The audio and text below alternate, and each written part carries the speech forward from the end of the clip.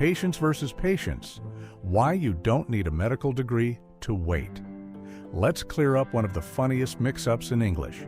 Patience versus patience.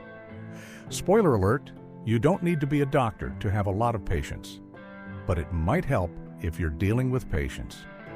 Here's the deal. Patience is the ability to wait calmly, like when you're stuck in traffic or waiting for your pizza delivery.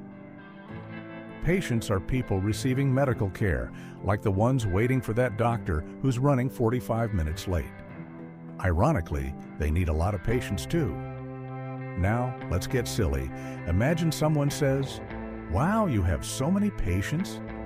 You're like, I'm not a doctor. I just have a lot of patience because I've been waiting in line at the DMV for 3 hours. Or how about this? Your friend says, "You need more patience." And you reply, "Why?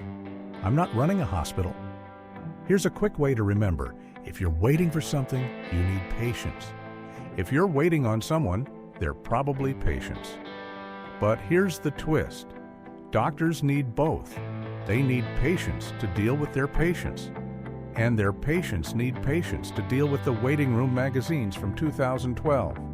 So next time someone says, "You've got a lot of patience," just smile and say, "Thanks.